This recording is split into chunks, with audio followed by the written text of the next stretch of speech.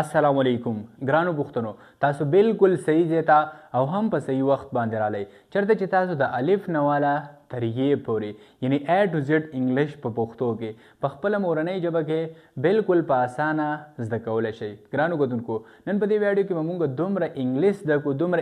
زده کړو چې هغومره تاسو سوچ هم نشئ کولی او د ویډیو په لاست کې د ویډیو په اینډ کې به تاسو د دې ویډیو جادو وګورئ او تاسو به وایئ چې خدای پاکه دا دومره ډیر انګلیش ما اخر څنګه او په کومه طریقه باندې زده کړ. ګرانو کتونکو نن به موږ په دې ویډیو کې څه داسې اهم څه داسې امپورټنټ ټینس زده کوو د کومې په مدد سره چې ستاسو انګلیش لږ نه او انتهایي ډیر زیات امپروف کیدی شي. کوم چې ستاسو په انګلیش کې لږ نه او ډیر زیات بدلون راوستی شي. ګرانو کتونکو نن به په دې ویډیو کې موږ پریزنټ اینډ ډیفینټ ټینس زده کوو د کومې په مدد سره چې بالکل تاسو د خپل ځان یا د یو هلک یا د یو جینۍ یا د بل چا د پریزنټ روټینز بیانولی شئ. د دې سره سره د خپل ځان یا د یو هلک یا د یو جینۍ یا د بل چا د پریزنټ هیبټس بیانولی شئ او تاسو به د دې قابل شئ چې تاسو فیکټ سنټنسز ووایئ او د دې سره سره به تاسو پریزنټ کنټینیوس ټینس زده کوئ. د پریزنټ کنټینیوس ټینس په مدد سره د پریزنټ کنټینیوس ټینس په ذریعه به بیا بالکل تاسو د انګلیش اخبار لوستلی شئ او تاسو به د انګلیش په اخبار باندې بیا په پټو سترګو پوهیږئ او تاسو به د انګلیش په نیوز باندې هم پوهیږئ یعنی تاسو به د انګلیش په خبرونو باندې هم پوهیږئ د انګلیش اخبار به هم لوستلی شئ او د دې سره سره تاسو به پریزنټ پرفیکټ ټینس هم زده کوئ او دغسې نور به داسې امپورټنټ داسې اهم څه زده کوئ کوم چې ستاسو انګلیش لږ نه او ډیر زیات امپروف کوي. ګرانو کتونکو خبرې زیاتې کول نه غواړو بس راځئ چې لاړ شو په اول نمبر باندې پریزنټ اینډ ډیفینټ او په دویم نمبر باندې پریزنټ کنټینیوس او دغسې پریزنټ پرفیکټ او نور داسې امپورټنټ هر څه زده کړو یعنی وخت ضایع کول نه غواړو. لیټس کیک آف د لیسن. ګرانو کتونکو اوس راځئ چې په یو ښکلي یو فینټاسټک او په یو امیزنګ انداز باندې پریزنټ اینډ ډیفینټ ټینس زده کړو په داسې طریقه باندې زده کړو چې انشاءالله په ټوله زندګۍ کې به درنه چېرته هیر کیږي نه او بل تاسو به بالکل په اسانه باندې نورو خلکو ته هم ښودی شئ. کومې ته چې فادر آف انګلیش ویلی کېږي کومې ته چې فادر آف ټینسز ویلی کېږي. پریزنټ اینډ ډیفینټ ټینس فادر آف انګلیش ورته ولې ویلی کېږي فادر آف ټینسز ورته ولې ویلی کېږي دا ورته په دې وجه ویلی کېږي که چېرته تاسو له پریزنټ اینډ ډیفینټ ټینس په صحیح معنو کې درځي نو بیا بالکل تاسو ډېر ښه انګلیش ویلی شئ. پریزنټ اینډ ډیفینټ ټینس په انګلیش ویلو کې انګلیش زده کولو کې یو ډېر اهم کردار ادا کوي. د پریزنټ اینډ ډیفینټ ټینس په انګلیش ویلو کې یو ډېر اهم او یو ډېر غټ لاس دی. په یاد ساتئ که چېرته ستاسو د مخې څوک پریزنټ اینډ ډیفینټ ټینس په ځای باندې سمپل پریزنټ ټینس وایي نو بیا داسې نه چې تاسو کنفیوز شئ تاسو حیران شئ چې خدای پاکه دا یې څه وویل. نو پریزنټ اینډ ډیفینټ ټینس او سمپل پریزنټ ټینس دا دواړه یو څیز دی. که ته ورته سمپل پریزنټ ټینس وایې هم ټیک ده که ته ورته پریزنټ اینډ ډیفینټ ټینس وایې هم ټیک ده. ګرانو کتونکو که بیا چېرته ستاسو نه څوک تپوس وکړي چې ښه سمپل پریزنټ ټینس او پریزنټ اینډ ډیفینټ ټینس خو یو څیز دی خو دا مونږ اخر د څه دپاره استعمالو لکه څنګه چې مونږ وویل دې ته فادر آف انګلیش او فادر آف ټینسز ویلی کېږي نو بیا دا مونږ د څه دپاره استعمالو نو بس صرف او صرف ستاسو جواب به دا وي چې پریزنټ اینډ ډیفینټ ټینس یا سمپل پریزنټ ټینس مونږ د دریو خبرو دپاره لا د دریو کارونو دپاره استعمالو. هغه درې خبرې هغه درې کارونه کومه دي ګرانو کتونکو راځئ چې هغه زده کړو. پریزنټ اینډ ډیفینټ ټینس په اول نمبر مونږ استعمالو د روټینز دپاره. روټینز ویلی کېږي معمول ته لکه زمونږ څه روټینز وي ستاسو څه روټینز وي یا د یو هلک لا د یو جینۍ لا د بل چا څه روټینز وي نو دا مونږ د هغې دپاره استعمالو. لکه څنګه چې مونږ په پښتو کې وایو زه سهار وختي پاڅم. سهار وختي پاڅېدل زما یو روټین دی. هغه ورزش کوي. ورزش کول د هغه یو روټین دی. یوازې نن یې نه کوي نن مې کوي سبا مې کوي پرونه مې کړی یعنی ورزش کول د هغه یو روټین دی. ارسلان کرکټ کوي. کرکټ کول د ارسلان یو روټین دی. روزانه کرکټ کوي. مونږ سهار سکول ته ځو یعنی سکول ته تلل زمونږ یو روټین دی. ګرانو کتونکو په دویم نمبر present indefinite tense استعمالیږي د habits لپاره. habits ویل کېږي عادتونو ته. په مونږ کې څه عادتونه دي، په تاسو کې څه عادتونه دي، لا په بل چا کې څه عادتونه دي، نو هم present indefinite tense د عادتونو لپاره استعمالیږي. لکه څنګه چې مونږ په پښتو کې وایو زه همیشه رښتیا وایم، یعنی دا زما یو عادت دی چې زه ګوره همیشه رښتیا وایم. هغه دروغ وایي، لرې که مړه هغه خو دروغ وایي، یاره ډېر غټ دروغجن دی، دروغ وایي، دا هغه عادت دی چې دروغ وایي. هغې و نسوار کوي، یا هغوی سیګرټس کوي، سیګرټس کل نسوار لګول د هغې یو عادت دی. یعنی دا مونږه د هیبټس دپاره د عادتونو دپاره هم استعمالو. او په دریم نمبر به د تاسو وایي چې پریزنټ انډیفینټ ټینس مونږه د فیکټس دپاره استعمالو. فیکټس ویلی کېږي حقیقت ته، خو دا حقیقت نه چې زه بازار ته تللی ومه، ما خپل کار مکمل کړی دی، ما کرکټ کړی دی، نه نه، یونیورسل فیکټ د کائنات نه چې کومه حقیقتونه ثابت وي هغه فیکټ. لکه څنګه چې مونږ وایو لمر د مشرق څخه راخیږي، نو او بالکل په دې کې اوس شک نشته، لمر د مشرق نه راخیږي، لمر په مغرب باندې پناه کیږي، او بالکل انسان اکسیجن راکاږي، نو او بالکل په دې کې هم څه شک نشته، انسان اکسیجن راکاږي، څه هایدروجن هونه راکاږي. نو بس ګرانو کتونکو، کله چې مونږ داسې قسم له فیکټس بیانو، کله چې مونږ داسې قسم له هیبټس بیانو، کله چې مونږ داسې قسم له روټینز بیانو، نو بیا مونږ ته د پریزنټ انډیفینټ ټینس د زده کولو ضرورت دی. یعنی بیا موږ له سمپل پریزنټ ټینس زده کول ضروری دي. ګرانو کتونکو اوس راځئ چې په یو ښکلي انداز سره په انګلیش کې پریزنټ انډیفینټ ټینس زده کړو. کومه چې تاسو په پښتو کې اگزامپلز وکاته، کومه چې تاسو د پریزنټ انډیفینټ ټینس په ډیفینیشن باندې په مطلب باندې په پښتو کې پوه شوئ، اوس راځئ چې په انګلیش کې هم زده کړو. فار ایگزامپل زما سره په پښتو کې یو سنټنس دی او هغه داسې دی، زه سهار وختي پاسم. یعنی دا زما یو عادت دی چې زه سهار وختي پاسم، روټین مې دی چې زه سهار وختي پاسم. د کومې لپاره چې په اردو کې استعمالیږي، میں صبح سویرے اٹھتا ہوں، زه سهار وختي پاسم. ګرانو کتونکو کله چې دا سنټنس مونږ انګلیش ته ټرانسلیټ کوو، نو د دې لپاره یو سټرکچر دی، د دې لپاره یو فارموله ده. د فارمولې په مدد سره، د سټرکچر په مدد سره تاسو داسې قسم له سنټنسز، یعنی د پریزنټ انډیفینټ ټینس پازیټیو سنټنسز بالکل په پټو سترګو ټرانسلیټ کولی شئ. سټرکچر داسې دی، د ټول ناول به سبجیکټ لګو. سبجیکټ څه ته ویلی کېږي؟ سبجیکټ ویلی کېږي کارکوونکي ته. په جمله کې چې څوک کار کوي هغې ته ویلی کېږي سبجیکټ. The person who performs an action, it is called subject. څوک چې په جمله کې کار کوي هغې ته ویلی کېږي سبجیکټ. په دویم نمبر به ورب لګو. ورب ویلی کېږي کومه چې مین کارونه وي، مین ایکشنز وي، نو هغې ته ویلی کېږي ورب. او بیا به په دریم نمبر د ایس یا د ای ایس اضافه کو، او په آخره کې به بیا مونږه ډایرکټ ابجیکټ لګو او زمونږ سنټنس به بیا پوره کېږي، فول سټاپ به لګو. دا سنټنس چې زه انګلیش ته ټرانسلیټ کوم، زه سهار وختي پاسم، نو د ټول ناول فارموله وایي سبجیکټ ولګو. سبجیکټ څوک دی په جمله کې؟ زه یم، یعنی زه کار کوم، زه سهار وختي پاسم، زما لپاره څه استعمالیږي؟ آی، نو زه به آی ولګوم. په دویم نمبر فارموله وایي ورب ولګو. د ورب فرست فارم ولګو. ورب ویلی کېږي کار ته، په جمله کې چې څه کار کېږي. نو اوس په دې جمله کې څه کار کېږي؟ موږ به د ځان نه تپوس وکړو چې په دې جمله کې څه کار کېږي. موږ له به جواب میلاو شي پاسېدل پکې کېږي، او پاسېدلو ته ویلی کېږي څه شی؟ ګیټ اپ. نو آی ګیټ اپ. ګرانو کتونکو کله چې تاسو د کټ نه راکوز شئ، پیزار سپلی وغیره پخپو کوئ، نو دغه پاسېدلو ته ویلی کېږي ګیټ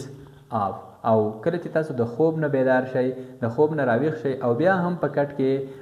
ملاست یې، نو دغه پاسېدلو ته، دغه بیدارېدلو ته ویلی کېږي ویک اپ. یو ګیټ اپ د کټ نه پاسېدل، یو ویک اپ د خوب نه بیدارېدل. آی ګیټ اپ. او په دریم نمبر باندې اوس فارموله وایي د ایس یا د ای ایس اضافه وکړه. نو ګرانو کتونکو اوس راځئ چې د ایس یا د ای ایس اضافه هم زده کړو. په یاد ساتئ کله چې زموږ سره سبجیکټ سینګولر وو، سینګولر مطلب سبجیکټ هی وو، شي وو، ایټ وو، یا یو سینګولر ناون وو، یا یو سینګولر نوم وو، لکه عمر، علي، ارسلان وغیره وغیره. دغسې په فیمیل کې هم، نو بیا به د هغې سره مونږ ایس لګو، لا به ای ایس لګو. خو دلته خو زموږ سره سبجیکټ آی دی، نو د آی څخه مونږ एस या E S नشو لګولای که چېرته زموږ سره سبجیکټ آی وو یو وو وی وو دی وو یو پلورل ناون نو د هغې سره به بیا بالکل موږ سبجیکټ نه لګو نو دلته موږ د سبجیکټ اضافه د ورب سره نشو کولی آی ګیټ اف ارلی او بیا ابجیکټ in the morning I get up early in the morning زه سهار وختي پاسم سهار وختي پاسېدل زما یو عادت دی ګرانو ګدونکو که چېرته اوس زه وایم چې زه سهار وختي نه پاسم یعنی سهار وختي پاسېدل ماسېدل نشته زه سهار وختي نه پاسم زه سهار لیټ پاسم زما دا یو عادت دی نو صرف او صرف د سبجیکټ او د ورب په منځ کې کوم سټرکچر چې د پازیټیو سنټنسز دی نو صرف او صرف د سبجیکټ او د ورب په منځ کې موږ ډو ناٹ ولګو یا با ډز ناٹ ولګو اوس به موږ ډز ناٹ کله لګو او ډو ناٹ به کله لګو نو چې کله زموږ سره سبجیکټ آی وو یو وو وی وو دی وو یا یو پلورل نوم نو د هغې سره بیا موږ د نیګیټیو سنټنسز جوړولو دپاره ډو ناٹ لګو خو که چېرته زموږ سره سبجیکټ هیو شیو اټو یا یو سینګولر ناون نو بیا د نیګیټیو سنټنسز د جوړولو دپاره به د هغې په منځ کې موږ ډز ناٹ لګو دلته زما سره سبجیکټ آی دی زه خپل ځان په باره کې خبره کوم چې زه ګوره سهار وختي نه پاسم نو زه به صرف او صرف د ډو ناٹ اضافه وکړم سبجیکټ ډو ناٹ او بیا د ورب فرست فارم او ابجیکټ نو سنټنس دا شو آی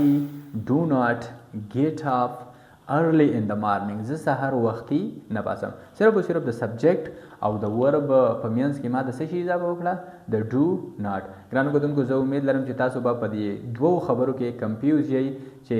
ایس په موږ کوم ځای کې لګو ای ایس په کوم ځای کې لګو دا خبره هم زده کړه چې د ایس ای ایس اضافه به کوم ځای کې کېږي د سینګولر سبجیکټ سره به صرف کېږي او په پازیټیو سنټنسز کې د پریزنټ انډیفینټ ټینس هم په دې ځای کې به صرف د ایس ای ایس اضافه کېږي اوس به تاسو دلته کمفیوز یئ چې بس به موږ ایس کوم ځای کې لګو ای ایس په کوم ځای کې لګو نو دا هم زده کوو I do not get up early in the morning زه سهار وختي نه پاسم یعنی دا زما عادت دی چې نه پاسم خو ګرانو کتونکو اوس به انټراګیټیو څنګه وایو یعنی دا به څنګه وایو چې آیا زه سهار وختي پاسم یا زمونږ په باره کې نه موږ د بل چا په باره کې تپوس کوو آیا هغه سهار وختي پاسي دا سنټنس دی آیا زه سهار وختي پاسم نو صرف او صرف د سټرکچر نه دی غاړې ته نو صرف او صرف په سټرکچر کې به تاسو اوس د سبجیکټ نه مخکې د سبجیکټ نه اول ډو ولګوئ یا به ډاز ولګوئ بیا به په دویم نمبر سبجیکټ په دریم نمبر د ورب فرست فارم او په آخره کې ابجیکټ او ساین آف انټاروګیشن اوس به ډو کوم ځای کې لګېږي او ډاز به کوم ځای کې لګېږي چېرته چې سبجیکټ سینګولر و هی شي ایټ سینګولر ناون نو هلته به موږ ډز لګو د سبجیکټ نه ګس سایډ ته او چېرته چې سبجیکټ پلورل و آی وو یو وو وی وو دی وو پلورل ناون نو هلته به بیا موږ سبجیکټ نه پس دې غاړې ته ډو لګو دلته زما سره سبجیکټ آی دی یعنی پلورل دی آی اصل کې سینګولر دی خو د انګلیش په قانون کې د انګلیش په رولزو کې د ګرامر په رولز کې دا زموږ سره پلورل کنسیډر کېږي نو آیا زه سهار وختي پاسم ډو آی ګیټ اپ ارلی ان د مارننګ آیا زه سهار وختي پاسم اول به ډو ولګاو په نیګیټیو سنټنس کې ما د سبجیکټ نه پس ډو ناٹ ولګاو خو اوس په انټراګیټیو سنټنسز کې ما د سبجیکټ نه ګس سایډ ته یعنی اول ډو ولګاو کوم چې انټراګیټیو معنا ورکوي ډو آی ګیټ اپ ارلی ان د مارننګ آیا زه سهار وختي پاسم او په آخره کې ساین آف انټاروګیشن ګرانو کتونکو زه امید لرم چې تاسو به په دې باندې پوه شوي اوس راځئ چې ایس ای ایس استعمال د ډز استعمال خو په یو ښکلي انداز سره زده کړو فار ایگزامپل زما سره یو سنټنس دی عمر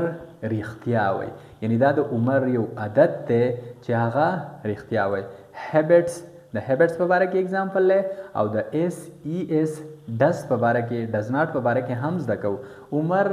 رښتیا وایي کومې لپاره چې په اردو کې استعمالیږي عمر سچ بولتا ہے عمر رښتیا وایي دې انګلیش ته د ټرانسلیټ کولو لپاره د ټول ناول فارموله وایي چې سبجیکټ ولګوم نو زه به سبجیکټ ولګوم سبجیکټ څوک چې کار کوي عمر په دویم نمبر څه کار کوي ویل کوي د څه ویل کوي د رښتیاو ویلو ته ویل کېږي د رښتیاو سپیک عمر سپیک او په دریم نمبر فارموله وایي ایس ولګو لا ای ایس ولګو نو اوس زه ایس ولګوم او که ای ایس ولګوم ګرانو کتونکو راځئ چې زده کړو ایس په کوم ځای کې لګېږي او ای ایس په کوم ځای کې لګېږي په یاد ساتئ که چېرته زموږ سره یو ورب کومه چې په دویم سنټنس کې په دویم اگزامپل کې سپیک دی او په اول سنټنس کې او په اولنی سنټنس کې گیټ اپ دی که چېرته داسې وربز وو چې هغه زموږ سره په ایس ایس ختم شوی وو سی ایچ باندې ختم شوی وو ایس ایچ باندې ختم شوی وو په او باندې ختم شوی وو په ایکس باندې ختم شوی وو او په زیډ باندې ختم شوی وو نو د دې سره به بیا مونږه د ای ایس اضافه کوو خو په یاد ساتئ چې په پریزنټ انډیفینټ ټینس په پازیټیو سنټنسز کې په نیگیټیو انټراګیټیو سنټنسز کې مونږ نشو کولی د ایس یا د ای ایس اضافه په پریزنټ انډیفینټ ټینس کې نو چې کله زموږ سره ورب په دې الفاظو ختم شوی وو ایس ایس سی ایچ ایس ایچ او ایکس او زیډ لکه فار ایگزامپل ګو راغلی و نو بیا مونږه که سبجیکټ راسه سینګولر و هغې لپاره به بیا مونږه ګوز لګو د ګو سره به د ایس د ګو سره به د ای ایس اضافه کوو ځکه چې ګو په اخره کې او دی جی او ګو او دلته زموږ سره په رولز کې او شته نو بیا مونږه ګوز لګو که چېرته زموږ سره واش راغلی و انځلو ته ویلی کېږي نو واش هم زموږ سره په ایس ایچ باندې ختم شوی دی او ایس ایچ زموږ سره په دې شپږو ټکو کې شته نو بیا به مونږ هم د ای ایس اضافه کوو مونږ به واشز وایو د واش سره به ای ایس لګو که چېرته زموږ سره واچ راغلی و ډبلیو ای ټي سی ایچ واچ کومه چې د یو میچ د یو فلم کتلو ته وایي د دې سره به بیا هم مونږه چېرته سبجیکټ سینګولر نو د دې سره به بیا مونږ هم که چېرته سبجیکټ سینګولر د ای ایس اضافه به کوو ځکه چې دا زموږ سره په سی ایچ باندې ختم شوی دی بلها داسې اگزامپل دی ګرانو کتونکو زه امید لرم چې تاسو به په ایس ای ایس استعمال باندې پوه شوي یئ که چېرته زموږ سره دا شپږ الفاظ وو په دې باندې ورب ختم شوی نو بیا به مونږه ای ایس لګو او که چېرته د دې نه علاوه په بل لفظ باندې ختم شوی نو بیا ښکاره خبره ده زموږ سره صرف ایس پاتې شو نو بیا به ایس لګو دلته دا سنټنس دی عمر رښتیا وایي یعنې دا د هغه عادت دی چې هغه رښتیا وایي د ټول ناول عمر او بیا په دویم نمبر د ورب فرست فارم سپیک ایس پی ای ای کې سپیک نو دلته ته وګوره که نه سپیک په اخره کې څه شی دی د سپیک په اخره کې کې دی نو کې خو په دې شپږو الفاظو کې نشته نو زه به دلته صرف او صرف د ایس اضافه وکړم عمر سپیکس د ایس اضافه مې ځکه وکړه چې په دې شپږو الفاظو کې نشته که چېرته په دې شپږو الفاظو کې یو وی نو بیا به ما د ای ایس اضافه کولی خو نشته پکې نو صرف او صرف ما د ایس اضافه وکړه عمر سپیکس او په اخره کې ټروت د کومې مطلب چې دی عمر رښتیا وایي ګرانو کتونکو که چېرته زه اوس ووایم چې عمر سکول ته ځي عمر سکول جاتا ہے دا د هغه یو روټین دی چې سکول ته ځي نو دلته پکې بیا ګو راځي تللو ته ویلی کېږي ګو نو هغه به بیا داسې وي عمر ګوز ټو سکول کومې مطلب چې دی عمر عادت دی چې سکول ته ځي ډیلی ځي نن هم ځي سبا هم ځي پرون هم تللی و عادت یې دی خو دلته ما دا اگزامپل ذکر راوړ چې دلته ګو راغلی دی جی او ګو تللو ته ویلی کېږي او دا ختم شوی په او باندې دی نو دلته ما د ای ایس اضافه وکړه ستاسو د پوهې دپاره ځکه مې دا اگزامپل راوړ عمر ګوز ټو سکول عمر سکول ته ځي ګرانو کتونکو که چېرته زه اوس ووایم چې عمر رښتیا نه وایي یعنې د عمر عادت دی چې رښتیا مښتیا دله نه وایي نو د دې دپاره به بیا مونږه صرف او صرف په سټرکچر کې تاسو ته چې څنګه ما اولنی اگزامپل درکړه چې مونږ به بیا په سټرکچر کې صرف د ورب او د سبجیکټ په منځ کې د ډو ناټ یا د ډز ناټ اضافه کوو نو دلته بیا مونږه اوس د ډز ناټ اضافه وکړو ځکه چې عمر سینګولر دی اولنی اگزامپل کې زه امید لرم چې تاسو به پوه شوي یئ دلته عمر سینګولر دی نو زه به ډز ناټ ولګوم عمر او بیا سټرکچر فارموله وایي چې ډز ناټ ولګو نو زه به ډز ناټ ولګوم ډو ناټ هم دی خو ډو ناټ مونږه د پلورل سبجیکټ سره استعمالو او عمر سینګولر دی نو عمر سره مونږ ډو ناټ نشو استعمالولی عمر ډز ناټ او بیا ورب څه کار کوي سپیک ویل کوي د څه ویل کوي د ټروت د رښتیاو سنټنس دا شو عمر ډز ناټ سپیک ټروت عمر بالکل رښتیا نه وایي یعنې دا عادت نه دی چې هغه تاله رښتیا وایي خو که چېرته اوس مونږه انټراګیټیو کې وایو چې آیا عمر رښتیا وایي یعنې موږ د چا نه تپوس کوو چې د عمر دا عادت دی که نه رښتیا وایي که نه نو دې دپاره د صرف او صرف په سټرکچر کې به مونږه د سبجیکټ نه ګز سایډ ته دې غاړې ته ډو یا ډز راوړو د کومې په مدد سره چې انټراګیټیو سنټنسز جوړېږي خو تاسو ته ما ویلي چې کله زموږ سره سبجیکټ سینګولر و نو د هغې سره به بیا مونږه डज लगाو داغه نه وګس سایډ ته بیا موږ ډز لګاو نو دلته عمر زما سره سینګولر نه وند سینګولر سبجیکټ دی نو بالکل زبا ډز ولګاو پہلا ډز بیا فارمولا وای سبجیکټ ولګاو عمر ډز عمر بیا د ورب فرست فارم او په اخر کې ابجیکټ یعنی سپیک ټروت ډز عمر سپیک ټروت آیا عمر رښتیا وای ګرانو کتونکو دلته به تاسو یو خبره نوٹ کړې وي او که تاسو نوی نوٹ کړئ نو وسې نوٹ کړئ په نیگیټیو سنټنسز کې په نیگیټیو سنټنس کې په انټراګیټیو سنټنس کې ما د سینګولر سبجیکټ عمر سره بالکل د اس ای اس اضافه ونه کړه کوم چې مونږ نشو کولای یعنی په نیگیټیو سنټنس کې انټراګیټیو سنټنس کې مونږ د اس ای اس اضافه د سینګولر سبجیکټ سره په پریزنٹ انډیفینټ ټینس کې نشو کولای صرف او صرف د سینګولر سبجیکټ سره چې مونږ په پریزنٹ انډیفینټ ټینس کې د اس ای اس اضافه کوو نو هغه مونږ په پازیټیو سنټنسز کې کوو په نیگیټیو انټراګیټیو سنټنسز کې نشو کولای دا یو خبره په یاد ساتئ څنګه چې موږ په پښتو کې وایو انسانان اکسیجن تنفس کوي یا انسانان اکسیجن راکاږي نو او بالکل دغه اوس شک نشته س هایدروجن هونه تنفس کوي هایدروجن هونه راکاږي نو دا سنټنس چې موږ انګلیش ته ترانسلیټ کوو نو ټول ناول فارمولا وای سبجیکټ نو سبجیکټ څوک اکسیجن راکاږي انسانانو ته ویل کېږي هیومنز او بیا فارمولا وای د ورب فرست فارم ولګو ورب ویل کېږي کار ته نو څه کار پکې کېږي تنفس کول پکې کېږي راخکل پکې کېږي تنفس کول ته ویل کېږي بریث نو هیومنز بریث او په اخر کې اکسیجن یعنی اکسیجن انسانان اکسیجن راکاږي ګران مدونکو کچرته دلته ما صرف هیومن لګول وې انسان می لګول وې نو بیا بالکل د بریث سره ما د اس اضافه کولای شو یعنی هیومن بریث اکسیجن انسان اکسیجن راکاږي خو اوس به دا مونږ څنګه وایو چې انسانان اکسیجن نه راکاږي دا یو اگزامپل دی بالکل انسانان اکسیجن راکاږي خو دا اگزامپل دی تاسو د دې اگزامپل په ځای باندې د اکسیجن په ځای باندې پکې تاسو هایدروجن ویلی شئ خو دا یو اگزامپل دی هیومنز یعنی انسانان او بیا هیومنز جمع ده نو موږ به ډو ناټ ولګو هیومنز ډو ناټ او بیا د ورب فرست فارم فارمولا وایي چې د ورب فرست فارم ولګو بریث هیومن ډو ناټ بریث او په اخر کې اکسیجن د کومې مطلب چې دی انسانان اکسیجن نه راکاږي که تاسو وایئ چې انسانان هایدروجن نه راکاږي هیومنز ډو ناټ بریث هایدروجن انسانان هایدروجن نه راکاږي خو اوس به دا موږ څنګه وایو چې آیا انسانان اکسیجن راکاږي یعنی انټراګیټیو سنټنس نو د ټول ناول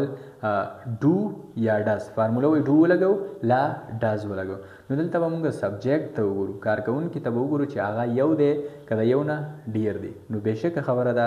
هیومنز جمع ده ډیر دی د یو نه ډیر دی پلورل دی نو موږ به ډو ولګو ډو او بیا سبجیکټ هیومنز ډو هیومنز او په دریم نمبر د ورب فرست فارم یعنی بریث ډو هیومنز بریث او په اخره کې اکسیجن او بیا ساين اف انټروګیشن ډو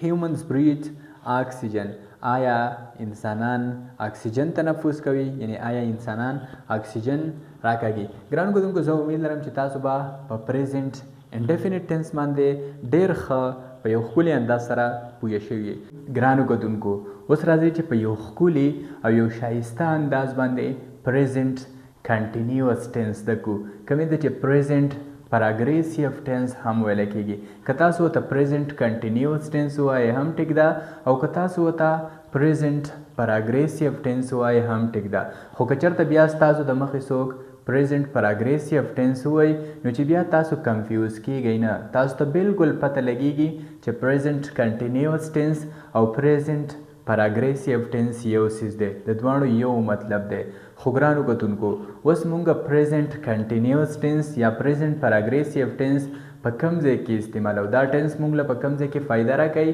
د دې ټینس نه مونږ په کوم ځای کې فایده اخلو نو په یاد ساتئ د پریزنٹ کنټینیوس ټینس ډیفینیشن داسې دی ان ایکشن کنټینیوس ان پریزنٹ څه مطلب دی ان ایکشن کنټینیوس ان پریزنٹ مطلب دا دی چې یو کار چې هغه په پریزنٹ ټایم کې په پریزنٹ وخت کې جاری وي د هغې دپاره مونږ پریزنٹ کنټینیوس ټینس یا پریزنٹ پراګریسیو ټینس استعمالو او بل ډیفینیشن یې داسې دی an action that happening right now an action that happening right now مطلب همدغه دی چې یو کار چې هغه هم په دې ساعت باندې کیږي right now په دې ساعت په دې وخت باندې کیږي نو د هغې لپاره بیا موږ هم present پراګریسیو ټینس یا present continuous tense استعمالو لکه څنګه چې مونږ په پښتو کې وایو هغه روټۍ خوري یعنی تاسو ته یو څوک رینګ وکړي یو څوک درته کال وکړي چې یلکه هغه ورور دې څه شو یا هغه پلار دې څه شو هغه ملګری دې څه شو هغه خو کال هم نه اټینډ کوي او ډېر زیات لیټ شو مونږ یې په انتظار مړه کړو او ته ورته وایې چې یاره په کټ کې ناست دی روټۍ په لاس کې ده او هغه روټۍ خوري یعنی روټۍ دا کار چې کومه دی په دې ټایم باندې جاری دی روټۍ خوري هغوی کرکټ کوي په ګراوند کې دی بیټ وسه په لاس کې دی او کرکټ یې لګولی دی هغوی کرکټ کوي مونږه مونځ کوو مونږه په جومات کې په مسجد کې په مونځ باندې ولاړ یو مونږه مونځ کوو هغه میچ ګوري یعنی په کمره کې ناست دی یا په یو ریسټورنټ کې ناست دی ټي وي یا موبایل یې آن کړی دی او هغه میچ ګوري د میچ په ځای باندې تاسو فلم هم ویلی شئ هغه فلم ګوري زه خبرې کوم یعنی زه لګیا یم اوس خبرې کوم یا زه کلاس اخلم نو هغه کارونه چې هغه په پریزنټ ټایم کې په دې وخت باندې جاری وي نو د هغې لپاره موږ پریزنټ کنټینیوس ټینس استعمالو ګرانو کتونکو اوس به داسې قسم له سینټینسز یعنی داسې قسم له جملې موږ په ویلو کې څنګه وایو یعنی که چېرته موږ له په ویلو کې د داسې قسم له جملو ضرورت راشي نو بیا به داسې قسم له سینټینسز داسې قسم له جملې مونږ وایو څنګه خو که چېرته مونږ یو پیپر ته ناست یو یو ایسې لیکو او مونږ له یې راکړی داسې قسم له سینټینسز چې دا انګلیش ته ټرانسلیټ کړو نو بیا به داسې قسم له سینټینسز مونږ انګلیش ته ټرانسلیټ کوو څنګه یا به داسې قسم له سینټینسز مونږ لیکو څنګه نو ګرانو کتونکو راځئ چې په یو ښکلي انداز سره دغه طریقه هم زده کړو هم د ویلو هم د لیکلو فار ایگزامپل زما سه یو سینټینس دی او سینټینس داسې دی احمد سکول ته روان دی یعنی د احمد بیگ په غاړه دی په روډ باندې یا په لاره باندې سکول ته روان دی کومه چې د پریزنټ کنټینیوس ټینس پازیټیو سینټینس دی ګرانو کتونکو دا سینټینس چې مونږ انګلیش ته ټرانسلیټ کوو نو د دې لپاره یو شارټ غوندې سټرکچر دی د دې لپاره یو شارټ غوندې فارموله ده یوازې د دې لپاره نه د هر پازیټیو سینټینسز کومه چې د پریزنټ کنټینیوس ټینس سره تعلق ساتي هغه ټول مونږ د دې سټرکچر په ذریعه د دې سټرکچر په مدد سره انتهایی په اسانه انګلیش ته ټرانسلیټ کولی شو سټرکچر داسې دی د ټولو نه اول سبجیکټ به لګېږي سبجیکټ هغه چاته ویلی کېږي څوک چې په سینټینس کې څوک چې په جمله کې کار کوي همیشه دپاره چې تاسو کله په یو سینټینس کې په یو جمله کې سبجیکټ پیدا کوئ نو صرف او صرف د ځان نه به تپوس وکړئ چې په دې جمله کې کار څوک کوي لکه زموږ سره چې دا سینټینس دی احمد سکول ته روان دی نو موږ به د پښتو دا سینټینس یو ځل د ځان سره ووایو چې احمد سکول ته روان دی بیا به ووایو چې څوک سکول ته روان دی موږ ته به جواب میلاو شي احمد نو بس بالکل احمد زموږ سره سبجیکټ دی نو په جمله کې چې څوک کار کوي هغه کس ته هغه چاته ویلی کېږي سبجیکټ نو کله چې موږ د پریزنټ کنټینیوس ټینس جملې انګلیش ته ټرانسلیټ کوو نو د ټول نه اول به سبجیکټ لګېږي په دویم نمبر ایز ایم آر او په دریم نمبر د ورب فرست فارم پلس آئی این جی یعنی د ورب فرست فارم به لګو او د هغې څخه آئی این جی لګو او په اخره کې به بس ابجیکټ لګو او فول سټاپ او بیا به زموږ سینټینس کمپلیټ کیږي خو ګرانو کتونکو اوس خبره دا ده چې ایز ایم آر به مونږ په کوم ځای کې لګو یعنی مونږ خو داسې نشو کولی چې درې واڼه بس په پټو سترګو په یو سینټینس کې په یو جمله کې ورولو داسې خو مونږ نشو کولی ګرانو کتونکو ایز ایم آر به مونږ لګو کله چې زموږ سره سبجیکټ آی وي یعنی زه د خپل ځان په باره کې خبره کوم نو هلته به زه بیا په پریزنټ کنټینیوس کې د ځان نه پس یعنی د آی نه پس ایم لګو مطلب دا دی چې ایم مونږ له صرف او صرف په آی کې مدد راکوي یعنی مونږ ایم صرف د آی نه پس لګولی شو او صرف دغه د ایم کار دی ایم نور هیڅ کار هم نه کوي او په دویم نمبر باندې ایز کله چې مونږ سره سبجیکټ هی شي ایټ یا سینګولر ناون وي نو هلته به مونږ بیا ایز لګو د سینګولر ناون نه مراد دا دی یو سینګولر نوم لکه څنګه چې مونږ احمد یاد کو دغسې د بل یو الک یا د یو جینۍ نوم یا د یو سیز نوم نو د هغې دپاره بیا مونږ ایز لګو او په دریم نمبر باندې آر یعنی کله چې زموږ سبجیکټ یو وی دی وي یا یو پلورل ناون وي یعنی پلورل ډیر نمونه وي دا ونه پس بیا موږ په پریزنٹ کنټینیوس ټینس کې آر لګو ګران کوتونکو دا سنټنس چې زه انګلیش ته ټرانسلیټ کوم احمد سکول ته روان دی نو د ټول ناول کارکوونکی احمد یعنی په جمله کې چې څوک کار کوي او په دویم نمبر څنګه چې تاسو ته ما ویل چې کله سبجیکټ هی شي اټ یا یو سینګولر نوم وي یو سینګولر ناون وي نو د هغې نه پس به بیا ایز لګو نو بالکل احمد زما سه یو سینګولر نوم دی نو زه به دلته ایز ولګوم احمد ایز او بیا فارموله وایي د ورب فرست فارم ولګو او دغه فرست فارم څخه بیا آی ان جی ولګو نو په دې جمله کې څه کار کیږي په دې جمله کې تلل کیږي او تللو ته ویل کیږي گو خو زه به گو نه لګوم فارموله وایي چې د گو سره آی ان جی ولګوم نو زه به ګوینګ ولګوم احمد از ګوینګ او په اخره کې ابجیکټ یعنی چارته روان دی سکول ته روان دی نو زه به سکول ولګوم او سنټنس داسې شو احمد از ګوینګ ټو سکول لکه یو مطلب چې دی احمد سکول ته روان دی بیګ یې په غاړه دی او سکول ته روان دی خو ګرانو کتونکو یوازې سکول نه اوس په دنیا کې چې د څومره هم د زګونو نومونه دي لکه اسلام آباد شو لاهور شو امریکا شو چاینا شو دغسې نور چې کومه کنټریز دي ګراونډز دي د څه څیز هم نوم دی د کم ځای نوم دی نو بالکل تاسو سکول لرې کولی شئ او د سکول په ځای باندې تاسو د هغه ځای نوم ور مینشن کولی شئ فار ایگزامپل که زه ووایم چې احمد امریکا ته روان دی نو بس احمد از ګوینګ ټو امریکا د امریکا په ځای باندې تاسو بالکل چاینا ویلی شئ تاسو بالکل کراچي ویلی شئ افغانستان ویلی شئ او څنګه چې تاسو ته ما وویل چې څومره هم د زګونو نومونه دي بالکل تاسو پکې هغه مینشن کولی شئ او بس د جملې مطلب به هغه وي کومه چې تاسو د ځای نوم مینشن کړی وي ګرانو کتونکو خو اوس به نیگیټیو سنټنسز څنګه ټرانسلیټ کوي انګلیش ته یعنی د پریزنٹ کنټینیوس ټینس نیگیټیو سنټنسز به موږ څنګه ټرانسلیټ کوو منفي چې کومې ته ویل کېږي په هغې کې یو کار نه کېږي لکه څنګه چې موږ وایو فار ایگزامپل احمد سکول ته نه دی روان یعنی احمد بل طرف ته روان دی اسلام آباد ته روان دی کراچۍ ته روان دی یا ګراوند ته روان دی هاسپټل ته روان دی خو احمد سکول ته نه دی روان کومې ته چې نیګیټیو سنټنسز ویلی کېږي نو صرف او صرف د نیګیټیو سنټنس د ټرانسلیټ کولو دپاره به موږ په سټرکچر کې د هیلپینګ ورب نه کومه چې زموږ سره ایز ام آر دی د هغې نه پس به صرف او صرف ناټ ولګوو او باقي هم هغه د پازیټیو سنټنسز سټرکچر دی هم هغه د پازیټیو سنټنسز فارموله ده دا سنټنس زه انګلیش ته ټرانسلیټ کوم احمد سکول ته نه دی روان نو د ټول ناول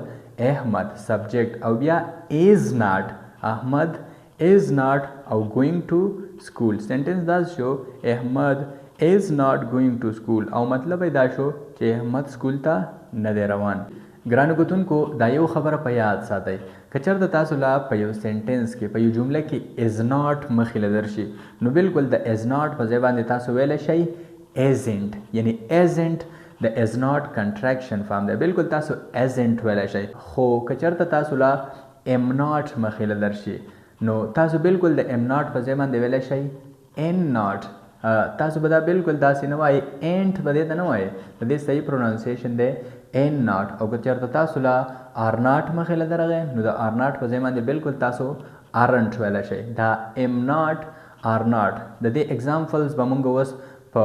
را روانو مثالونو کې ورکو څنګه چې موږ د از ناټ اگزامپل ورکو چې احمد isn't going to school نو دغسې به د ام ناټ او د آر ناټ اگزامپلز هم ورکو ګرانو کتونکو زه امید لرم چې په دې سنټنس به تاسو پوه شوي یئ احمد is not going to school احمد سکول ته نه دی روان خو اوس به مونږ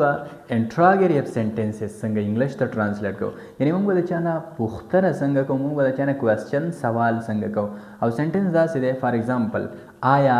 احمد سکول ته روان دی کومه چې مونږ انټراګریټ سنټنسز بدله ویلی کېږي او کومه چې مونږ د پوښتنې دپاره د سوال دپاره استعمالوو نو د انټراګریټ سنټنسز هر انټراګریټ سنټنس چې کله تاسو انګلیش ته ټرانسلیټ کوئ نو صرف او صرف د سبجیکټ نه دې غاړې ته به تاسو د سبجیکټ نه ګس سایډ ته به تاسو هیلپینګ ورب راواړوئ ایز ام آر او باقي په دویم نمبر باندې سبجیکټ پلس د ورب فرست فارم آی ان جي په اخر کې ابجیکټ او ساین آف انټروګیشن خو دا یو خبره به د یو خبرې به خیال ساتئ چې ایز ام آر به د سبجیکټ نه دی غاړې ته راړوئ خو په سبجیکټ به ډیپینډ کوئ چې دلته اوس تاسو به سبجیکټ ته ګورئ چې دلته ایز لګیږي آیا سبجیکټ هی شي ایټ یا سینګولر ناون دی ایز ولګوم آیا سبجیکټ آی دی ام ولګوم اوله او که سبجیکټ یو وی دی یا پلورل ناون دی آر ولګوم نو تاسو په سبجیکټ ته ګورئ او د هغې مطابق به ایز ام آر لګوئ دا سینټنس چې زه انګلیش ته ټرانسلیټ کوم آیا احمد سکول ته روان دی نو د ټول ناول ایز ځکه چې احمد یو سینګولر ناون دی او د سینګولر ناون نه مخکې مونږ ایز لګو ایز احمد په دویم نمبر سبجیکټ او په دریم نمبر د ور فرست فارم او آی ان جی ایز احمد ګوینګ او په اخره کې ابجیکټ نو چېرته روان دی سکول ته روان دی ایز احمد ګوینګ ټو سکول او مطلب یې دا دی چې آیا احمد سکول ته روان دی او په اخره کې ساین اپ انټاروګیشن ګران کتونکو زه امید لرم چې تاسو به په پازیټیو نیگیټیو او انټراګریټیو سنټنسز باندې د پریزنٹ پاراګریسیو ټینس یا د پریزنٹ کنټینیوس ټینس پوه شوي خو اوس راځو چې څه نور اگزامپلز هم ورکو څه نور مثالونه هم ورکو چې تاسو پې نور هم ښه پوه شئ په داسې طریقې باندې پې پوه شئ چې بیا بالکل یوازې تاسو پې پوه نه شئ تاسو د دې قابل شئ چې تاسو پې خپل ملګري خپل کلاسمیټس او په سوسایټي کې نور خلک ډیر په اسانه او انتهایی په پټو سترګو باندې پوه کولی شئ بل اگزامپل داسې دی هغوی میچ ګوري یعنی هغه په یو ریسټورنټ کې ناست دي هغه په یو روم کې ناست دي یا هغه په یو پارک کې ناست دي او هغه میچ ګوري یعنی ټي وي سکرین یا موبایل آن دی میچ ګوري د میچ په ځای باندې تاسو فلم ویلی شئ تاسو ډراما ویلی شئ تاسو نور ټیک ټاک یوټیوب وغیره ویلی شئ هغه دا ګوري نو ګرانو کتونکو دا سنټنس زه انګلیش ته ټرانسلیټ کوم هغه میچ ګوري نو د هغې دپاره فارموله وایي د ټول ناول سبجیکټ ولګو د هغې دپاره استعمالیږي دی او تاسو ته ما وویل چې کله زموږ سبجیکټ یو وي دی یا پلورل ناون نو د هغې نه پس به مونږ آر لګو نو بالکل زموږ سبجیکټ دلته دی دی نو اوس به مونږ آر ولګو سبجیکټ بیا هیلپینګ ورب دی آر او د ورب فرست فارم پلس آی ان جی دی آر واچینګ او په آخره کې ابجیکټ په څه چې کار کېږي نو په څه کار کېږي په میچ کار کېږي او سنټنس دا شو دی آر واچینګ میچ او مطلب دا شو چې هغه اوس لګیا دي او میچ ګوري خو که چېرته تاسو وایئ چې نه میچ نه ګوري هغه فلم ګوري نو بیا دی آر واچینګ مووي او مطلب دا شو چې هغه فلم ګوري که چېرته د فلم په ځای باندې تاسو وایئ ډراما دی آر واچینګ ډراما هغه ډراما ګوري نو بالکل تاسو ویلی شئ د میچ په ځای باندې تاسو هر څه په دې کې بدلولی شئ ګرانو کتونکو نیګیټیو سنټنسز به داسې وي فار ایگزامپل هغې میچ نه ګوري که زه ووایم چې هغې میچ نه ګوري کومې ته چې نیګیټیو سنټنس ویلی کېږي بل څه ګوري یعنې کېدی شي بل څه کار کوي کرکټ یې لګولی یا موټر سایکل یې چلی یا روټۍ خوري یا اوده وي خو میچ په دې ټایم کې نه ګوري نیګیټیو سنټنس نو د ټول ناول نو کله چې موږ نیګیټیو سنټنسز انګلیش ته ټرانسلیټ کوو نو صرف او صرف د هیلپینګ ورب نه پس به ناٹ لګو که هغه ایز وي نو ایزنټ که هغه آر وي نو آرنټ او که هغه ام وي نو ان ناٹ دلته زموږ څه سبجیکټ دی نو موږ به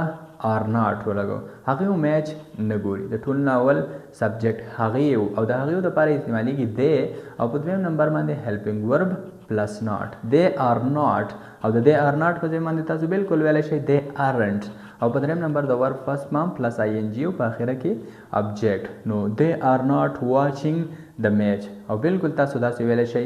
دی آرنټ واچینګ د میچ او مطلب یې دا دی چې هغې اوس میچ نه ګوري یعنی په پریزنټ ټایم کې دا کار جاری نه دی هغې میچ نه ګوري څه بل څه کار کوي خو ګرانو کتونکو انټراګریټیو سنټنس به داسې وي آیا هغې میچ ګوري یعنی انټراګریټیو سنټنسز به موږ اوس څنګه انګلیش ته ټرانسلیټ لکه څنګه چې موږ د دې نه مخکې یو سنټنس ټرانسلیټ کړو نو همدغسې د انټراګریټیو سنټنسز دا جمله موږ انګلیش ته ټرانسلیټ کړو آیا هغې میچ ګوري موږ پوښتنه کوو چې چېرته دي آیا هغې اوس میچ ته ناست دی میچ ګوري نو د ټول ناول ایز ام آر سټرکچر وایي چې ته ایز ام آر کې یو ولګو نو موږ به اوس دلته سبجیکټ ته وګورو چې سبجیکټ پلورل دی که سینګولر دی او که نه زه د ځان په باره کې خبره کوم د هغې مطابق به موږ هیلپینګ ورب ولګو نو دلته خو چونکې سبجیکټ هغې ودي کارکوونکي هغې ودي د هغې دپاره دی استعمالیږي او دا پلورل دی نو دلته به زه آر ولګوم آر او په دویم نمبر باندې سبجیکټ یعنی څوک چې کار کوي آر دی او بیا د ورب فرست فارم پلس آی ان جی آر دی واچینګ او په آخره کې ابجیکټ په څه چې کار کېږي او د میچ او object دی match او sentence دا شو are they watching the match او مطلب دا شو چې آیا هغه میچ ګوري اوس لګیا دي ټي وي ته یا یو سکرین وغیره ته ناست دي او میچ ګوري are they watching the match آیا هغه میچ ګوري په اخر کې sign of interrogation با په سوالیه جملو کې په انټراګری اف سنټنسز کې همیشه لپاره نه پرېږدئ ځکه چې دا سوالیه جملې دي او ساين اف انټروګیشن په دې کې خامخا لګي بل اگزامپل او کوم چې د پریزنٹ کنټینیوس ټینس یا د پریزنٹ پراګریسیو ټینس آخري اگزامپل لري په پازیټیو نیگیټیو او انټراګیټیو درې وړه سنټنسز کې د پازیټیو سنټنسز اگزامپل داسې دی زه روټۍ خورم یعنی زه په دې ساعت باندې ناست یم کټ کې ناست یم یا چیر کې یا هر څه کې ځای کې ناست یم او زه روټۍ خورم یعنی دا کار شروع دی زه روټۍ خورم روټۍ مې په لاس کې ده نو د ټول ناول فارموله وایي چې ته سبجیکټ ولګو څوک روټۍ خوري زه روټۍ خورم نو زما دپاره په انګلیش کې څه استعمالیږي آی او په دویم نمبر باندې به اوس دلته مونږ ایم ولګو لکه څنګه چې تاسو ته ما د ویډیو په سټارټ کې ویل چې زموږ څه کله سبجیکټ آی و نو د هغې نه پس به مونږ بیا صرف او صرف ایم لګو همدقه د ایم کار دی نو زه به ایم ولګم آی ایم او بیا د ور فرست فارم پلس آی ان جی نو د روټۍ خوړلو ته ویل کېږي ایټ خو زه به اوس آی ان جی ولګم ایټینګ به ولګم او په آخره کې object پس چې کار کوي نو په دې جمله کې په روټۍ کار کېږي او روټۍ ته ویل کېږي میل او سنټنس دا شو I am eating the meal او مطلب دا دی چې زه روټۍ خورم خو که دلته چېرته تاسو د I am په ځای باندې am ووایئ نو بالکل ستاسو سنټنس به ډېر مزیدار ولګي am eating the meal او am د I am contraction فارم دی سنټنس دا شو am eating the meal او مطلب دا شو چې زه روټۍ خورم اوس لګیا یم خو ګرانو کتونکو اوس به نیګیټیو سنټنسز څنګه انګلیش ته ټرانسلیټ کوو یعنی زه روټۍ نه خورم اوس لګیا یم او روټۍ نه خورم اوس لګیا یم څه بل څه کار کوم خو زه روټۍ نه خورم نو صرف او صرف د ایم نه پس به ناټ ولګېږي او سنټنس به داسې شي am not eating the meal او مطلب دا دی چې زه روټۍ نه خورم I am not eating the meal زه روټۍ نه خورم او بس اخري د انټراګری اف سنټنس اگزامپل دی او بیا پریزنٹ کنټینیوس ټینس ختم خو داسې ختم نه صرف او صرف تاسو ته هغه طریقه هغه میتھډز د شو چې پریزنٹ کنټینیوس ټینس دا سیز دی او دا خبرې دي پکې په دې طریقه باندې موږ د پریزنٹ کنټینیوس ټینس جملې انګلیش ته ټرانسلیټ کوو صرف او صرف تاسو هغه طریقه یاد کړه باقي نور په دې باندې تاسو بالکل په کروڑونو سنټنسز جوړولی شئ دا تاسو په ټوله زندګۍ کې په هر سچویشن په هر وخت کې استعمالولی شئ نو ختم نه شو صرف تاسو ته طریقه زده شوه او سنټنس داسې دی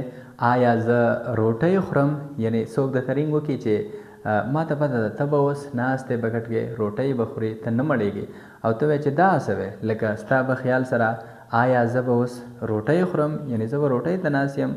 تپوس کې د چا نه د خپل ځان په باره کې نو صرف او صرف د سبجیکټ نه دې غاړې ته به هغه هیلپینګ ورب راوړی کومه هیلپینګ ورب چې تا په پازیټیو او نیګیټیو سنټنسز کې ولګاو نو څه شی دې لګولی و ایم دې لګولی و نو ایم به صرف او صرف د سبجیکټ نه دې غاړې ته راوړی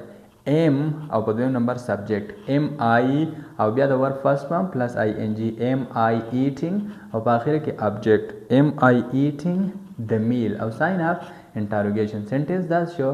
ایم آی ایټینګ د میل او مطلب دا شو چې آیا زه اوس لګیا یم او روټۍ خورم ګران کتونکو زه امید لرم چې تاسو به په پریزنٹ کنټینیوس ټینس باندې یا په پریزنٹ پراګریسیو ټینس باندې ډېر ښه پوه شوي یوازې تاسو به پرې نه پوه شوي زه امید لرم دا زما یقین دی چې تاسو به د دې هم قابل جوړ شوي یئ چې تاسو په معاشره کې خپل ملګري خپل کلاسمیټس او نور خلک ډېر په اسانه باندې پوه کوي او انشاءالله زه امید لرم چې تاسو ته به په پریزنٹ کنټینیوس ټینس کې هیڅ کنفیوژن نه وي پاتې شوی یعنی ستاسو به هیڅ کنفیوژن په پریزنٹ کنټینیوس ټینس کې نه وي پاتې شوی ګرانو کتونکو اوس راځئ چې په یو ښکلي او یو ښایسته انداز باندې پریزنٹ پرفیکټ ټینس زده کړو په یو داسې طریقه باندې زده کړو چې په ټوله زندګۍ کې تر مرګه پورې به هم ستاسو نه بیا نه هیر کېږي او د دې سره سره به تاسو د دې هم قابل شئ چې تاسو خپلو همزولو ته خپل کلاسمیټس ته ډېر په اسانه باندې وښایئ نو ګرانو کتونکو که چېرته تاسو نه هم څوک تپوس وکړي چې پریزنٹ پرفیکټ ټینس مونږه په کوم ځای کې او د څه دپاره استعمالو نو بس صرف او صرف دومره ورته وایئ پریزنٹ پرفیکٹ ټینس مونږ په هغه ځای کې استعمالو کله چې په پریزنٹ ټایم کې یعنی په موجوده وخت کې یو کار مکمل شي یو کار کمپلیټ شي یعنی د پریزنٹ پرفیکٹ ټینس ډیفینیشن ورته کوي an action completed and present. The present perfect tense definition څنګه ده an action completed and present او مطلب دا دی چې یو کار یعنی یو کار چې هغه په present time کې په موجوده ټایم کې مکمل شي کمپلیټ شي نو د هغې دپاره مونږ present perfect tense استعمالو لکه څنګه چې مونږ په پښتو کې وایو ما روټۍ خوړلې ده یعنی دا کار مکمل شوی دی په پریزنټ ټایم کې ما روټۍ خوړلې ده ما مونځ کړی دی هغې یو میچ ګټلی دی یعنی دا کار مکمل شوی دی روټۍ خوړلی شوې ده مونځ ادا کړی شوی دی میچ ګټلی شوی دی هغې ما ته میسج کړی دی وغیره وغیره داسې بلها یوازې دا یو دوه درې اگزامپلز نه چې ما روټۍ خوړې ده ما مونځ کړی دی هغوی میچ ګټلی دی هغې ما ته میسج کړی دی نه کله چې هم تاسو داسې قسم له خبرې کول غواړئ لکه څنګه چې ما ویل هغې تلاوت کړی دی هغه بازار ته تللی دی هغې ما ته رینګ کړی دی وغیره وغیره یعنی کله چې هم تاسو داسې قسم له خبرې کول غواړئ نو بیا بالکل تاسو د هغې دپاره پریزنټ پرفیکٹ ټینس استعمالولی شي خو ګرانو کتونکو اوس به داسې قسم له خبرې مونږه وایو څنګه یعنی که چېرته مونږ له په سپیکینګ کې د داسې قسم له خبرو ضرورت راشي نو بیا به داسې قسم له خبرې مونږه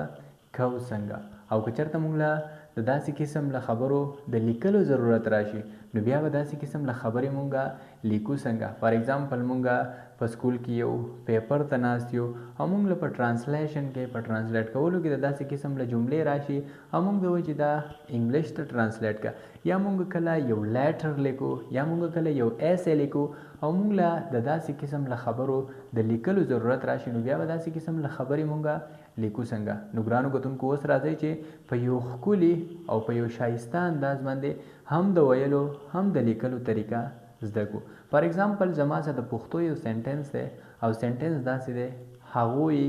ما ته سازش جوړ کړی دی هغې ما ته سازش جوړ کړی دی یعنی هغې ما ته چل جوړ کړی دی فار ایگزامپل ستاسو نه یو څوک غلا کوي په سکول کې یا په بل ځای کې یا ستاسو څوک دوکه کوي یا تاسو څوک وجني او تاسو وایي خپل ملګري ته وایي خپل استاد ته وایي خپل ورور ته وایي خپل پلار ته وایي چې هغې ما ته سازش جوړ کړی دی ګرانو کتونکو نو کله چې موږ داسې قسم له سینټنسز انګلیش ته ټرانسلیټ کوو نو دې دپاره یو معمولی شان سټرکچر دی یو معمولی شان فارموله ده د کوم په مدد سره چې تاسو بالکل په اسانه باندې د پریزنټ پرفیکٹ ټینس پازیټیو سینټنسز ډیر په اسانه انګلیش ته ټرانسلیټ کولی شئ ووایه چې په پټو سترګو بیا تاسو داسې قسم له سینټنسز ټرانسلیټ کوئ د ټول ناول سبجیکټ سټرکچر داسې دی د ټول ناول سبجیکټ و سبجیکټ څه ته ویلی کېږي سبجیکټ هغه چا ته ویلی کېږي څوک چې په جمله کې کار کوي په دویم نمبر به هیو یا هیز لګي یا به هیو لګي یا به هیز لګي په دریم نمبر د ورب تھرډ فارم په اخر کې ابجیکټ او فل سټاپ خو اوس به مونږه هیو کوم ځای کې لګو او هیز به کوم ځای کې لګو نو ګرانو کتونکو که چېرته زموږ څه سبجیکټ آی و یعنی ما د خپل ځان په باره کې خبره کوله یا زموږ څه سبجیکټ یو و ما ستاسو په باره کې خبره کوله یا وی و ما زمونږ په باره کې خبره کوله یا دی و ما د هغې په باره کې خبره کوله یا پلورل ناونز ما د هغې ما د ډیرو نومونو په باره کې خبره کوله نو د هغې نه پس به بیا بالکل مونږه هیف لګو خو که چېرته سبجیکټ زموږ سره هی و د یو هلک په باره کې ما خبره کوله سبجیکټ زموږ سره شي و د یو جینۍ په باره کې خبره کوله ما یا ایټو یا یو سینګولر ناون نو د دې نه پس به بیا مونږ ډایرکټ هیز لګو یعنی که سبجیکټ آی یو وی دی یا پلورل ناونو نو دې نه پس به مونږ هیو لګو که سبجیکټ هی شي ایټ یا سینګولر ناونو نو دې نه پس به مونږ هیز لګو ګرانو کتونکو دا سینټنس چې زه انګلیش ته ټرانسلیټ کوم هغې ما ته سازش جوړ کړی دی نو دلته خو چونکې خبره د هغې په باره کې ده او د هغې دپاره دی استعمالیږي نو زه به دی ولګوم فارموله وایي د ټول ناول ته سبجیکټ ولګو چې څوک پکې کار کوي نو هغې پکې کار کوي او د هغې دپاره استعمالیږي دی په دویم نمبر ښکاره خبره ده تاسو ته ما ویل چې سبجیکټ زموږ څه دی و نو د دې نه پس به مونږ بیا هیف لګو نو زه به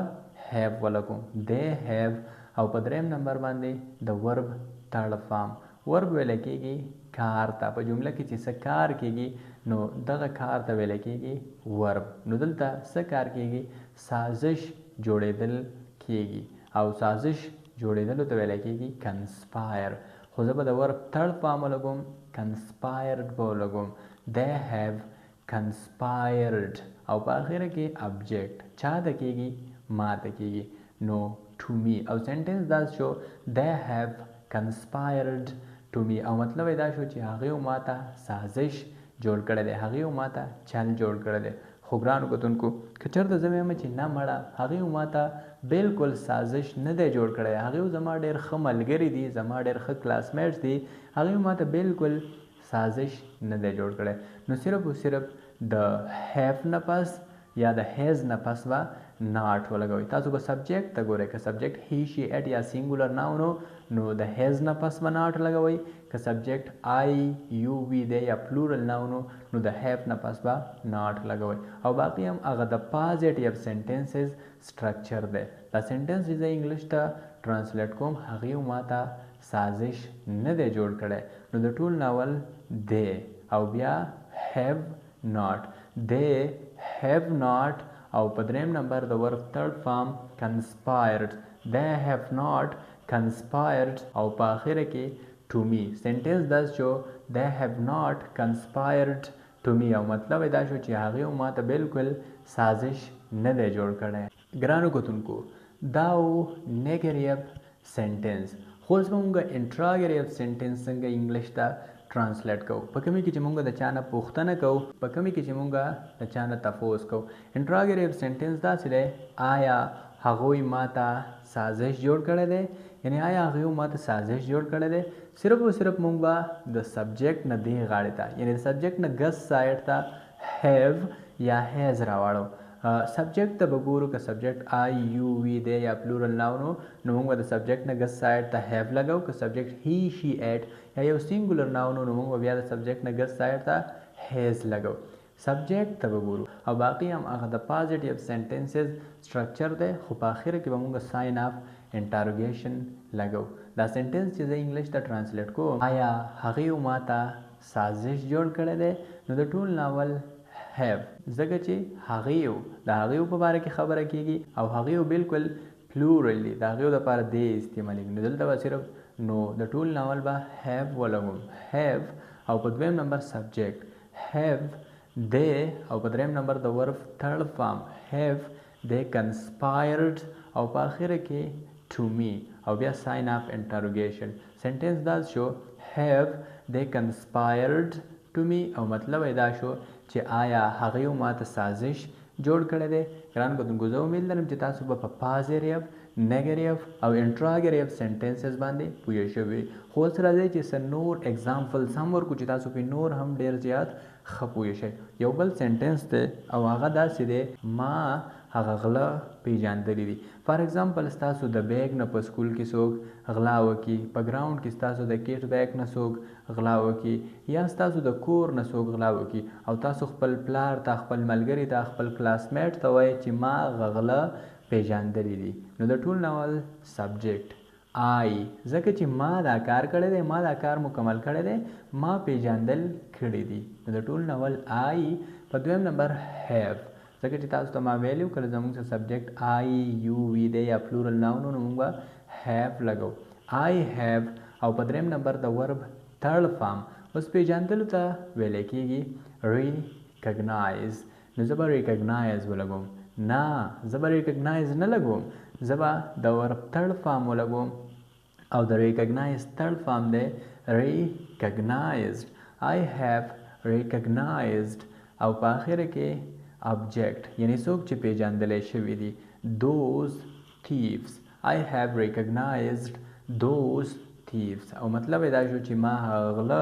پیژندلی دي خو که اوس چېرته زه وایم چې نه مړه ما هغه غله نه دي پیژندلی بس د سترګې د رب شان راغله غلا یې وکړه او سی د تللی دي ما بالکل نه دي پیژندلی کومې ته چې نیگیټیو سنټنس ویلی کېږي نو صرف او صرف تاسو ته ما وویل چې د هیو نه پس یا د هیز نه پس به ناټ لګو او باقي هم هغه د پازیټیو سنټنسز سټرکچر دی او سنټنس دا شو I have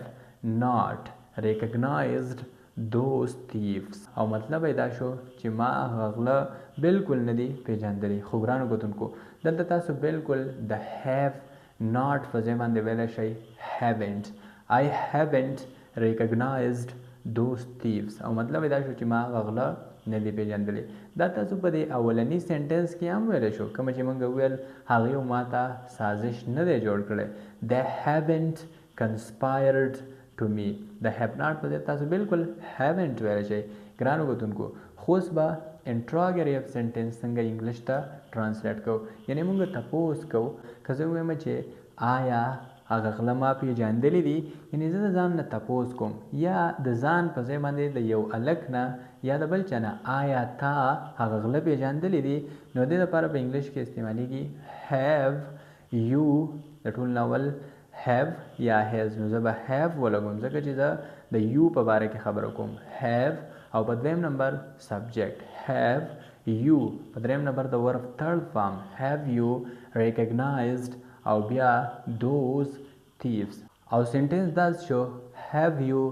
recognized those thieves او مطلب دا شو چې آیا تا هغه غله پیژندلی دي ګرانو کتونکو او اوس آخري اگزامپل د پازیټیو نیگیټیو او د انټراګریف سنټنسز په پریزنټ پرفیکټ ټینس کې او بیا پریزنټ پرفیکټ ټینس کمپلیټ کړلی شو خو داسې کمپلیټ نه شو چې بس تاسو سټرکچر زده که او تاسو پریزنټ پرفیکټ ټینس باندې پوه شئ نه په دې باندې اوس تاسو له شدید پریکټس پکار دی تاسو له ډېر زیات سخت پریکټس پکار دی چې تاسو په پریزنټ پرفیکټ ټینس باندې ډېر په اسانه باندې پوه شئ یعنی که چېرته تاسو بیا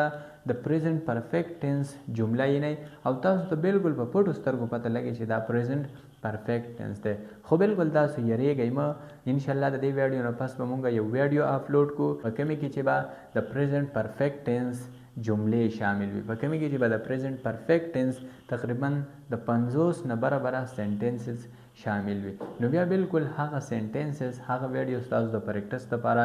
ډیره بهتره ده خو دا یو خبره په یاد ساتئ که چېرته تاسو آلریډي په پریزنټ پرفیکټ ټینس باندې پوهیږئ نو بیا بالکل تاسو به د هغه ویډیو نه داسې اهم الفاظ معنی داسې اهم اوکیبلري زده کوئ چې هغه ستاسو انتهایي ډیره زیاته په کار راتلی شي ګرانو کتونکو بس آخري سنټنس داسې دی د سینګولر سبجیکټ په باره کې یعنی د یو جینۍ په باره کې که زه ووایم چې هغې روټۍ خوړلې ده یعنی د هغې نه تاسو بېغمه شئ هغې روټۍ خوړلې ده د یو جینۍ په باره کې ویم نو د ټول ناول سبجیکټ چا روټۍ خوړلې ده یو جینۍ روټۍ خوړلې ده نو د جینۍ لپاره استعمالیږي شي او په دویم نمبر فارموله وایي ته یا هیو ولګو یا هیز ولګو نو بالکل دلته به زه هیز ولګوم ځکه تاسو ته ما ویلي که سبجیکټ هی شي ایټ یا سینګولر ناون نو بالکل د هغې نه پس به بیا مونږ هیز لګو نو دلته به زه هیز ولګوم شي هیز او په دریم نمبر فارموله وایي د ورب تھرډ فارم ولګو اوس د روټۍ خوړلو ته ویلی کېږي ایټ خو دلته به زه ایټن ولګوم ځکه چې ایټن د ایټ تھرډ فارم دی شي هیز ایټن او په آخره کې د میل او سنټنس دا شو شي هیز ایټن د میل او مطلب یې دا شو چې هغې روټۍ خوړلې ده خو ګرانو کتونکو که دلته تاسو د شي په ځای باندې استعمال کوئ هی نو بیا مطلب دا شو چې هغه روټۍ خوړلې ده یعنی بیا تاسو یو هلک ته اشاره وکړه هی هیز ایټن د میل هغه روټۍ خوړلې ده خو که چېرته تاسو بیا د هی په ځای باندې یو ناون استعمال کوئ فار ایگزامپل مقصود استعمال کوئ تاسو وایئ چې مقصود هیز ایټن د میل نو مطلب یې دا شو چې مقصود روټۍ خوړلې ده یا تاسو د یو جینۍ نوم استعمال کوئ چې اماما هیز ایټن د میل اماما روټۍ خوړلې ده نو ګرانو کتونکو بالکل تاسو دلته هی شي ایټ یا یو سینګولر ناون استعمالولی شئ خو که چېرته اوس تاسو ویل غواړئ چې نه هغې روټۍ نه ده خوړلې هغې ته ګورئ روټۍ پرېږدئ کومې ته چې نیګیټیو سنټنس ویلی کېږي هغې روټۍ نه ده خوړلې نو صرف او صرف د هیز نه پس به تاسو ناټ ولګوئ او سنټنس به داسې شي شي هیز ناٹ eaten the meal او مطلب دا شو چې هغې روټۍ نه ده خوړلې. خو ګرانو کتونکو څنګه چې موږ وویل د have not په ځای باندې تاسو haven't لګولی شئ نو بالکل تاسو د has not په ځای باندې لګولی شئ hasn't او تاسو بالکل داسې ویلی شئ she hasn't eaten the meal. د کومې مطلب چې دی هغې روټۍ نه ده خوړلې او بس اخري انټراګریف سنټنس او بیا پریزنټ پرفیکټ ټینس ختم. او انټراګریف سنټنس داسې دی آیا هغې روټۍ خوړلې ده، یعنی زه د یو جینۍ په باره کې تپوس کوم چې آیا هغې روټۍ خوړلې ده نو د ټول ناول have یا has بالکل زه به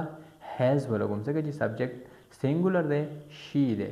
has او په دویم نمبر سبجیکټ she has she او بیا د ورب تھرډ فارم eaten has she eaten او په اخره کې د میل او ساین آف انټروګیشن سنټنس دا شو has she eaten the meal او مطلب دا شو چې آیا هغې روټۍ خوړلې ده.